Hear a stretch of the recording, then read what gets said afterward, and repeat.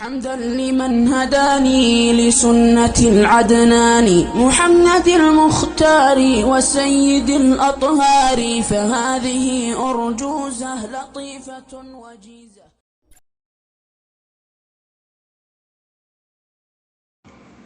República de Cuba.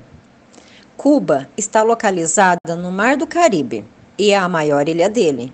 Cristóvão Colombo chegou no ano de 897, ano da Égira, ou 1492 depois de Cristo, e encontrou seus habitantes originais do povo Arauque. Depois, os espanhóis a invadiram no ano de 916, ano da Égira, ou 1511 depois de Cristo, e exterminaram brutalmente o seu povo. Então trouxeram imigrantes espanhóis para povoar Cuba e também os africanos que eles escravizaram. As revoluções contra o domínio espanhol continuaram, mas não conseguiram expulsar os espanhóis até que os Estados Unidos intervieram no ano de 1316, ano Égira, ou 1899 depois de Cristo, e lhes impuseram um sistema de proteção até o ano de 1902 depois de Cristo. E a intervenção americana em Cuba continuou depois disso.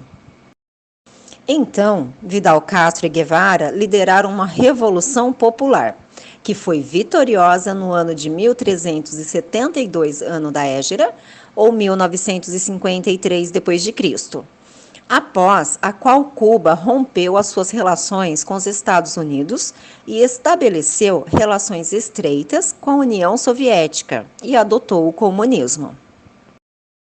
A origem dos cubanos são 73% europeias e o resto são de origem africana. Cuba também tinha nos seus primeiros dias uma maioria católica de até 80% da população e o resto eram protestantes e judeus. Mas hoje o número de cristãos diminuiu para 65%. E cerca de 13% deles professam a santeria, uma religião cujas raízes remontam à África Ocidental. Existem minorias de budistas, bahá'ís e judeus, bem como muçulmanos. É importante mencionar que a maioria dos comunistas eram ateus. História do Islã em Cuba. Os muçulmanos chegaram com os navios dos invasores espanhóis a Cuba. E os relatos históricos falam de Rodrigo de Pulpe, que acompanhou Cristóvão Colombo na sua expedição e depois se converteu ao Islã, ao regressar à Espanha.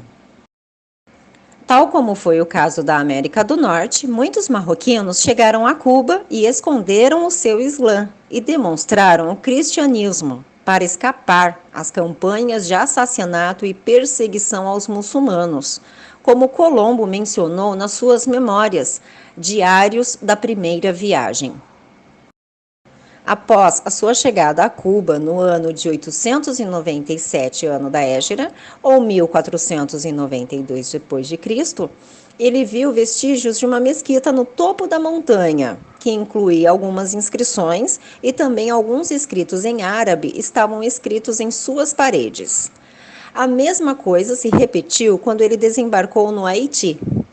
Ele confessou ter conhecido muçulmanos na terra que descobriu e os chamou de maometanos. Depois, continuaram as migrações para terras de Cuba, até que o número de muçulmanos neste país, no ano de 1370, ano da Égira, ou 1951 depois de Cristo, atingiu cerca de 5.000 pessoas. Mas a percentagem de muçulmanos em Cuba diminuiu após a Revolução Comunista, devido à política brutal de opressão, repressão e perseguição. A maioria deles fugiram para os países vizinhos, especialmente para os Estados Unidos. De acordo com as últimas estatísticas oficiais documentadas emitidas pelo Centro de Pesquisa Americano para o ano de 2010, o número de muçulmanos em Cuba é cerca de 10.000 muçulmanos, enquanto relatórios não oficiais indicam que o seu número atingiu cerca de 13.000, a maioria dos quais estão concentrados na cidade de Havana. Eles vivem nas cidades de Camagüey, Santiago de Cuba e na ilha de La Juventud. Centenas de cubanos se converteram ao Islã nos últimos anos, a maioria deles mulheres. Vários estudantes muçulmanos também chegaram para estudar em Cuba, depois de concluírem acordos com o governo cubano. A mídia mostra grande interesse no número crescente de muçulmanos cubanos, já que seu número se multiplicou 14 vezes em menos de 20 anos. A primeira mesquita em Cuba foi construída em 1436 ano Égira, ou 2015 d.C. Também foi criado um dos centros islâmicos, que é a Casa Árabe, que remonta a uma família de imigrantes árabes que viveu em Cuba na década de 1940, com estilo arquitetônico andaluz. A Casa Árabe inclui um museu e um restaurante árabes. O local só abre às sextas-feiras e é usado por diplomatas muçulmanos para as orações de sexta. Um dos problemas dos muçulmanos em Cuba. Os muçulmanos não têm organizações islâmicas porque a lei cubana não permite. Os muçulmanos em Cuba também enfrentam um ódio latente contra o Islã. Numa altura em que os muçulmanos lutam para obter o mínimo de reconhecimento, censo ou mesmo poderes para construir mesquitas e organizações islâmicas, o governo cubano reconhece os judeus, embora o seu número seja inferior ao dos muçulmanos, pois deu-lhes poder para construir seus templos e conduzirem suas atividades religiosas. Além da tirania das autoridades cubanas contra os muçulmanos, eles sofrem com a pobreza, a tal ponto que muitos deles não conseguem ganhar a vida, e muitos deles deixam de continuar a educação por falta de recursos. O Centro de Detenção dos Estados Unidos na Baía de Guantánamo, em Cuba. O nome Cuba tem sido associado ao Islã, ou melhor, à guerra ao Islã, devido à presença da prisão de Guantánamo, em Cuba, que é uma prisão notória além da imaginação. Foi inaugurada pelas forças americanas no ano de 1422, ano Égira, ou 2002 d.C., para prender muçulmanos que são acusados de terrorismo. O centro de detenção foi estabelecido longe do território americano para que pudesse ter autoridade. É completamente absoluto, pois nenhuma das leis de direitos humanos é aplicada, na medida em que a Anistia Internacional disse que a prisão americana de Guantánamo representa a bárbare dessa época.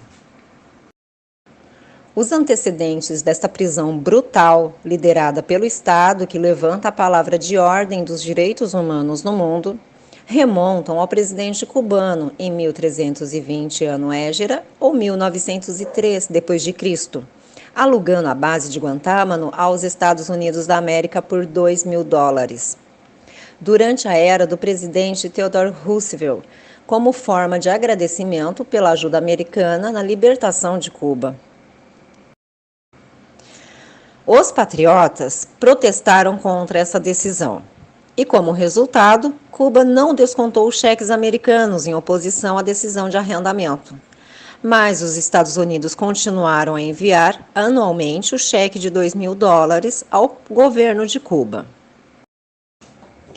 Depois de sua guerra desumana e injusta contra o Islã ter se tornado conhecida, os Estados Unidos libertaram vários detidos sem julgamento ou indenização.